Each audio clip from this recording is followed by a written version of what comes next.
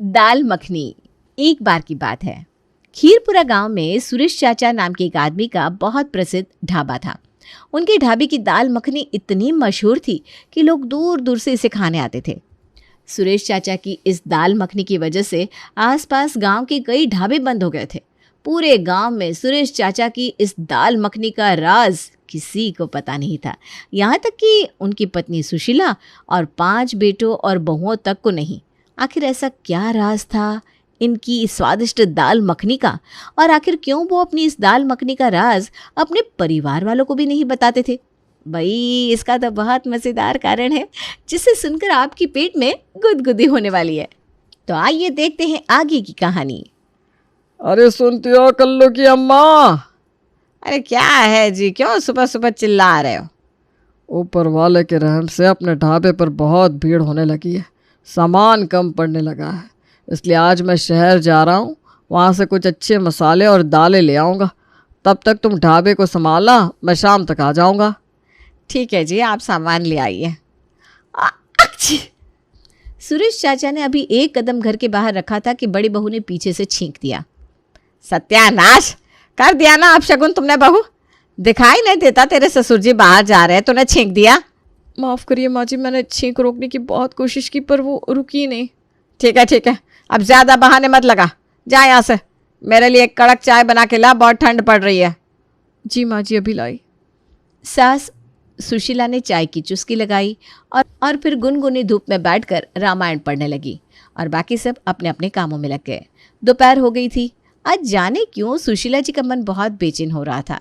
तभी दरवाजे की घंटी बजी। सुशीला ने दरवाज़ा खोला तो गश खाकर नीचे गिर गई और पूरे परिवार पर मातम छा गया। घर के दरवाजे पर सुरेश चाचा की लाश थी। घर में सभी लोगों का रो रो कर बुरा हाल हो रहा था। सुरेश चाचा का शहर जाते समय एक बस से एक्सीडेंट हो गया। इन्हें बचाने की बहुत कोशिश की गई पर चाचा बच ना सके। मरते मरते सुरेश चाचा एक ही बात कह गए कि मेरे परिवार से कह देना सुरेश ढाबे को चलाते रहे, क्योंकि यही मेरी पहचान है जो मेरे मरने के बाद भी जिंदा रहेगी। फिर क्या था, अब सुरेश चाचा तो चल बसे। अब ढाबे की जिम्मेदारी सब घर वालों पर थी। सुरेश चाचा को गए 6 महीने बीत गए थे। अब तो सबके आंसू भी सूख चुके थे। सुशीला जी अब ढाबे को चला रही थी, पर अब उसके ढाबे पर पहले से भीड़ नहीं होती थी। और तो और अब कस्टमर शिकायतें तक लेकर आने लगे। बुरा न मानिएगा पर अब आपकी दाल मखनी में वो स्वाद नहीं रहा। मेरे हिसाब से आपको अपना ढाबा बंद ही कर देना चाहिए।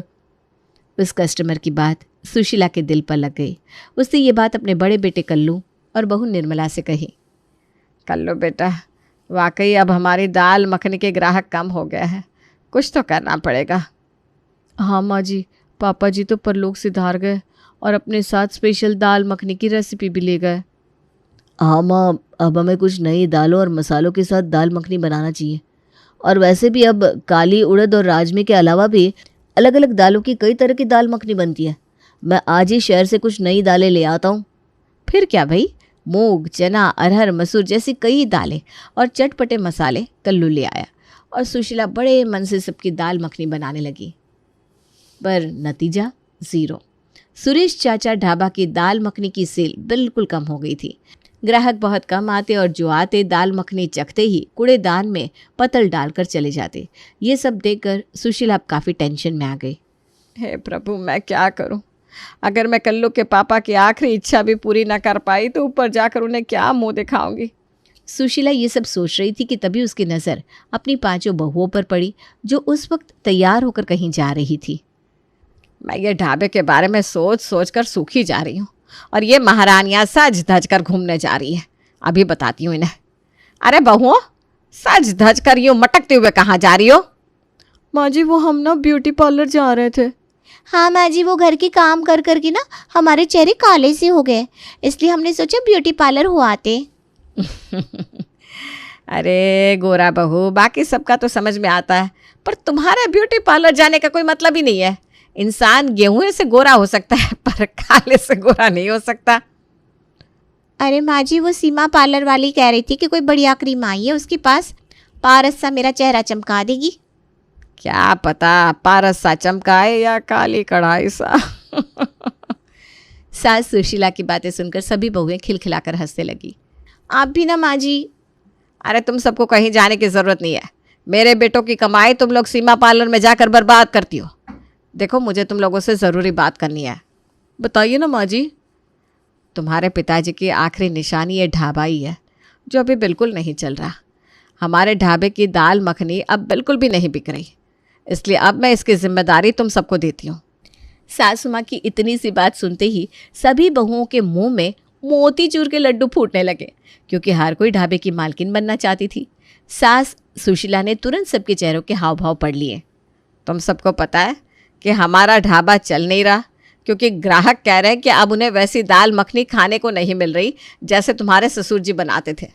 इसलिए तुम पांचों में से जो भी अपने ससुर जी सी स्वादिष्ट दाल मखनी बना लेगा, उसे मैं इस ढाबे की मालकिन बना दूंगी, और जो नहीं बना पाएगी उसे मैं इस घर से बाहर निकाल दूंगी, और वो सब भैंस के बेड़े में रहेंगी। सास ने ये बात ऐसे कही जैसे वो कोई महारानी हो, और ढाबा जैसे किसी राज्य का ताज। पांचों बहुएं परेशान हो गई। सब सोचने लगी, अगर सासू माँ को पसंद नहीं आई तो क्या होगा। लेकिन सासू माँ की बात टालना तो मुश्किल था, इसलिए सबने अपनी अपनी कमर कस ली। हे भगवान, आ गई शामत। ससुर जी जैसी दाल मखनी आसपास के गांव तक में कोई नहीं बना पाया, तो फिर मैं कैसे? पर बनाना तो पड़ेगा, वरना कहीं मेरी देवरानियों में से किसी ने भी ससुर जी जैसी दाल मखनी बना ली तो ढाबा भी उसका और इस घर की मालकिन भी वही। हे भगवान, अब कुछ ना कुछ तो करना पड़ेगा। मैं और भैंस की बेड़े में ना ना ना ना सोच के भी डर लगता है। कुछ तो जुगाड़ बिठाना पड़ेगा, वरना गोरा भैंस के उपले पातने की प्रैक्टिस कर ले। मैं इस घर में रानियों की तरह ऐश करती थी। अगर दाल मखनी नहीं बना पाई तो सासू माँ गोबर के बेड़े में पहुंचा देंगी। क्या करूँ क्या करूँ क्या करूँ? आइडिया! मैं इन चारों को दाल मखनी बनाते हुए चुपके से देखूंगी और इन सबसे अच्छी बनाऊंगी, और फिर ढाबा भी, राजरानी का, और घर भी। वाह राजरानी, क्या तरकीब सोची है। जब से ससुर जी गुजरे हैं हमारी दाल मखनी कोई नहीं खरीद रहा। अगर ऐसे ही चलता रहा तो ये ढाबा बंद हो जाएगा। मुझे कुछ तो सोचना ही पड़ेगा। फिर क्या था, अब तो ढाबे की मालकिन बनने की होड़ सी थी। अब जुट गई पांचों बहुएं दाल मखनी बनाने में। सबसे पहले बड़ी बहू निर्मला ने कमर में पल्लू लगाया और घूंघट निकालकर बैठ गई ढाबे पर दाल मखनी बनाने। माँ जी, पहले मैं बनाती हूँ दाल मखनी, देखना सब चट करके खाएंगे। जितनी तेज़ तेरी चटाचट जुबान चल रही है ना, उतने तेज़ अपने हाथ चला, और बड़े कोर खा ले, बड़े बोल ना बोल। निर्मला ने ज़्यादा अच्छे के चक्कर में सबसे पहले कई तरह की दाल उबाल ली, फिर उसमें काश्मीरी मिर्च के साथ ज़बरदस्त तड़का दिया। क्या महक है! बिल्कुल ऐसी ही दाल मखनी ससुर जी बनाते थे। महक इतनी स्वाद भरी है तो दाल मखनी तो क्या ही बनी होगी। रोज़ की तरह आज निर्मला दाल मखनी बेचने लगी और सास वहीं उसकी दाल मखनी का रिजल्ट देखने के लिए बैठ गई। पर ये क्या, पानी पानी, कितनी मिर्च है भाभी जी? जब से सुरेश चाचा गुजरे आपकी दाल मखनी में वो स्वाद ही नहीं रहा। हाय, जाने क्या राज था सुरेश चाचा की दाल मखनी का। इतना कहकर उस ग्राहक ने आधी खाई दाल मखनी वहीं कूड़ेदान में पटकी और वहां से चला गया। ऐसे 2-4 कस्टमर और आए जो कि सुरेश चाचा ढाबे की दाल मखनी रोज़ खाते थे, पर वो सब भी कुछ ऐसा ही फीडबैक देकर चले गए। कल्लू की बहू, ज़रा एक कटोरी तेरी दाल मखनी तो ला, मैं भी चखूँ तूने क्या बनाया है जिससे इतनी तारीफ हो रही है। जी माँ जी, देती हूँ। इतना कहकर निर्मला ने दाल मखनी की कटोरी सास को दी।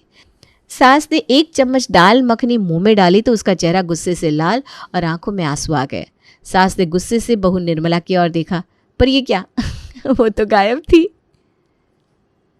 अरे, ये दाल मखनी है या मिर्च का सूप? आप सब सोच रहे होंगे हमारी कल्लू की बहू कहाँ गायब हो गई। अजी कहीं नहीं, बस भैंसों को पानी दे रही थी। तो भाई अगले दिन अब बारी थी कमला बहू की। वो सुबह सुबह ही नहाकर भगवान के मंदिर में पहुंच गई। हे हनुमान जी, सासू माँ के संकट से मुझे बचा लेना। पूरे 21 रुपये का प्रसाद चढ़ाऊंगी। मंदिर में हनुमान जी से मन्नत मांग उनकी पसंदीदा गेरुए रंग की साड़ी पहनकर एक हाथ का लंबा घूंघट निकालकर कमला ढाबे पर बैठ गई। अब मैं बनाती हूँ माँ जी। दाल मखनी तो पंजाब की शान है, इसलिए आज मैं पंजाबी स्टाइल से ऐसी दाल मखनी बनाऊंगी कि आपको उंगलियां चाटने पर मजबूर कर दूंगी। अब ज़्यादा चटर पटर मत कर, चुपचाप दाल मखनी बना। 10 बज गए, ग्राहक आते ही होंगे। फिर क्या था, कमला ने सारी तैयारी करके दाल मखनी बनाई और उस पर ढेर सारा उसने मक्खन डाल दिया। वाह, इतना सारा बटर डाल दिया, अब तो दाल मखनी अच्छी लगनी है। भाई कुछ भी कहो, दाल मखनी का स्वाद तो घी मक्खन से ही आता है। ओवर कॉन्फिडेंस में कमला अपने मुंह मियाँ मिट्ठू बन रही थी, पर उसे क्या पता था कि आगे ज़बरदस्त ड्रामा होने वाला था। कुछ ही देर में ग्राहक आने लगे। हालांकि पहले की अपेक्षा ग्राहक कम आते थे, पर आते तो अब भी थे। ग्राहक को दाल मखनी परोसी गई। दाल मखनी खाते ही एक ग्राहक कमला की सास से कहने लगा, अरे राम राम राम भाजी, झूठ कहूँ तो नरक में जाऊँ। जब से सुरेश चाचा स्वर्ग सिधारे, आपके ढाबे पर पहले से दाल मखनी खाने को ना मिली। क्या ही मसालों का नाप और स्वाद। खाने के 1 आध घंटे तक हमेशा लड़ाई करने वाली घरवाली भी अच्छी लगने लगे। मन इतना खुश हो जाता था। इतना कहकर भैया घसीटे राम तो चलते बने। सास ने कमला बहू को गुस्से से देखा और उसकी दाल मखनी चखने को मांगी, पर ये क्या, 1 चम्मच खाते ही सासू माँ के हाव भाव बदल गए। पहले तो बड़ा पटार पटार कर रही थी, ऐसी दाल मखनी बनाऊंगी, वैसी बनाऊंगी। ये बनाया है, ये दाल कम और मक्खन का तालाब ज्यादा लग रहा है। आज से गोबर के सारे उपले तुम ही बनाओगी। उठाओ अपना झोला और पहुंच जाओ बेड़े पर। तो भाई इस तरह कमला रानी भी अपनी जेठानी के पास भैंस के बेड़े में पहुंच गई। ये दोनों तो मेरे पति जैसी दाल मखनी बना नहीं पाई, पता नहीं ये 3 बना पाएगी कि नहीं। क्या मेरे पति देव की अधूरी इच्छा कभी पूरी नहीं होगी। अब तीसरी बहू गोरा की बारी थी दाल मखनी बनाने की। अब मेरी बारी है, मैं बहुत ध्यान से बनाऊंगी और ससुर जी से भी अच्छी दाल मखनी बनाऊंगी। फिर ये ढाबा भी मेरा और घर भी मेरा, और अपनी देवरानी और जेठानियों से सारा काम कराऊंगी। मोबाइल पर जो जो सीखा है आज सारा कुछ इस दाल मखनी में डाल दूंगी। ये सोचकर कमला ने अपना कमाल करना शुरू कर दिया और पंजाबी गुजराती स्टाइल की दाल मखनी बनाई और अलग स्वाद के चक्कर में दोनों को एक में मिलाकर ऊपर से एक और तड़का लगा दिया और अपनी बनाई दाल मखनी को देखते हुए ख्याली पुलाव पकाने लगी। आज तो सब कमला के हाथ की दाल मखनी खाकर झूम उठेंगे। पर उसे क्या पता था कि झूमने की बारी तो उसकी थी, वो भी भैंस के बेड़े में। वहीं सास आज पहले से अलर्ट थी। जैसे ही दाल मखनी बनी वो पहुंच गई ढाबे पर। 2 दिन से अजीबोगरीब दाल मखनी बना बनाकर तुम्हारी जेठानियों ने हमारे ढाबे की ज़बरदस्त बेइज्जती कराई है, इसलिए आज मैं ही दाल मखनी पहले चखूंगी। देखो तो सही, गोरा तुम्हें सिर्फ सजना ही आता है या कुछ करना भी आता है? अरे माँ जी, ऐसी दाल मखनी बनाई है कि आपने आज तक खाई नहीं होगी। अरे वो मैं खा कर बताती हूँ, चखा मुझे। सास ने चम्मच उठाया और जैसे ही मुंह में लिया, आय हाय, उसका चेहरा ऐसे बन गया जैसे उसने नींबू चबा लिया हो। ये क्या है, दाल मखनी है या मीठी खिचड़ी? तो ये दाल मखनी उठा और बेड़े में भैंसों को डाल कर आ जा। तो इस तरह बेचारी कमला के अरमानों पर भी पानी फिर गया। अब बारी थी राज रानी की। राज रानी ने इन तीनों बहुओं को छुपकर दाल मखनी बनाते हुए देखा था। मुझे अपनी जेठानियों से कुछ अलग और स्वादिष्ट दाल मखनी बनानी पड़ेगी, वरना मैं भी भैंस के बेड़े में पहुंच जाऊंगी। अच्छा किया मैंने अलग से स्पेशल मसाले मंगा लिए। अब तो मैं ही ससुर जी जैसी दाल मखनी बनाऊंगी और इस ढाबे की मालकिन बन जाऊंगी और सासू माँ की लाडली भी। फिर क्या था, राज रानी ने भी दाल मखनी बनाने के लिए कमर कसी और ढेर सारे तरह तरह के मसाले डालकर दाल मखनी तैयार कर दी।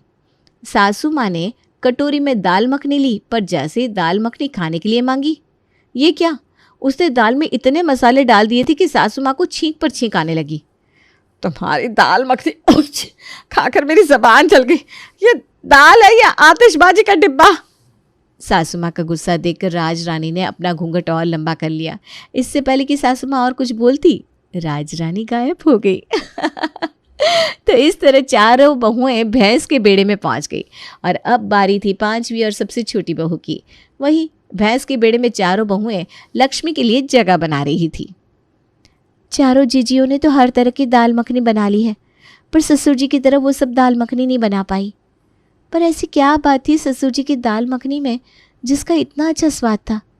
जीजियों ने तो पंजाबी, गुजराती, बिहारी, सिंधी हर तरह की दाल मखनी बना ली, पर आखिर ससुर जी वाला स्वाद क्यों नहीं आया। ऐसा सोचकर लक्ष्मी मन ही मन अपने दिमाग के घोड़े दौड़ाने लगी, पर उसे कुछ समझ भी नहीं आ रहा था। तभी उसे ससुर जी की एक बात याद आई जो वो अक्सर सास से कहा करते थे। कल्लू की अम्मा, जो स्वाद तुम्हारी चाय में है वो किसी और की चाय में नहीं। अपने प्यार के अलावा ऐसा क्या मिलाती हो जो तुम्हारी चाय इतनी स्वादिष्ट बनती है। सच कहता हूँ कल्लू की अम्मा, जब मैं मर के ऊपर जाऊंगा तो तुम्हारी इस चाय को बहुत याद करूंगा। हाँ जी, आप बिना कल्लू के पापा ये मरने मराने की बात ना किया करिए। मैं भी आपकी बनाई इस दाल मखनी का स्वाद मरने के बाद भी याद रखूंगी। क्या ही डालते हो आप अपनी इस दाल मखनी में जी। जैसे तुम चाय में अपना प्यार मिलाती हो, बस वैसे मैं भी कुछ मिला देता हूँ। ससुर जी की इस बात को याद कर लक्ष्मी अपना दिमाग और बहुत तेज दौड़ाती है। यानी कुछ तो ऐसा ससुर जी मिलाते थे अपनी दाल मखनी में जो सबको उनकी दाल मखनी इतनी अच्छी लगती थी। ज़रूर कुछ तो है और वो ढाबे में ही होगा। ऐसा सोचकर रात में लक्ष्मी ढाबे में पहुंच गई और वहाँ एक एक चीज़ देखने लगी। तभी उसकी नज़र सबसे ऊपर की अलमारी पर गई। फिर क्या, लक्ष्मी ने सीढ़ी लगाई और ऊपर एक एक राशन के डिब्बे को निकाल कर देखने लगी। फिर उसने वहाँ रखे सारे मसाले चख डाले, पर उसे कुछ भी अलग ना मिला। तो वो थक हार कर नीचे उतरने वाली थी कि सब डिब्बों के एकदम पीछे उसे एक छोटा सा डिब्बा दिखा जिस पर लिखा था गुप्त मसाला। अरे गुप्त मसाला, ये क्या है? कहीं ये वो दाल मखनी का राज तो नहीं? ऐसा सोचकर लक्ष्मी ने तुरंत वो मसाला चखा। इसका स्वाद तो कुछ अलग सा लग रहा है, पर जो भी है एक बार कल इसे दाल मखनी में डालकर देखती हूँ। आखिर ससुर जी ने इसे इतना छिपा कर रखा है, कहीं यही तो उनकी स्वादिष्ट दाल मखनी का राज तो नहीं? ऐसा सोचकर लक्ष्मी ने अगले दिन जब दाल मखनी बनाई तो उसमें एक चुटकी वो गुप्त मसाला मिला दिया और दाल मखनी बनाकर तैयार कर दी। जैसे ही सास ने दाल मखनी चखी तो उनकी आंखें खुशी से चमक गई। अरे वाह, यही तो है मेरे मन की दाल मखनी। तुम्हारे ससुर जी की दाल मखनी आखिर कैसे बनाई तुमने? माँ जी, मैंने कुछ नहीं किया, ये तो बस उस गुप्त मसाले का कमाल है जो ससुर जी डालते थे। तब तक चारों बहू भी थकी हारी वहीं आ जाती हैं और ये सब देखकर अपना माथा पीट लेती है कि काश हमने भी थोड़ा दिमाग लगाकर मसाले चेक कर लिए होते। उनके 10 कोने के बने मुंह को देखकर सास ठहाके लगाकर हंस पड़ती है। छोटी बहू, दिल जीत लिया तुमने। बाकी बहुओं जरा सीखो इससे, हुनर नहीं तो दिमाग लगाना ही सही। छोटी बहू, तू ही सच में हमारे घर की लक्ष्मी है। चल, इन सबको भी वो मसाला डालकर दाल मखनी सिखा दे। और तुम चारों अकल की अंधियों, अपने अपने झोले वापस घर में ले जाओ। मैंने ये प्रतियोगिता इसीलिए रखी थी ताकि तुम सब में कोई तो ससुर जी की स्वादिष्ट दाल मखनी के राज तक पहुंच पाए। सासू जी, आप तो बहुत चालाक निकली। हाँ, ऐसी तुम पांचों की सास नहीं हूं मैं। फिर क्या, सुरेश चाचा का ढाबा अमर हो गया और ढाबे पर पहले जैसी भीड़ होने लगी।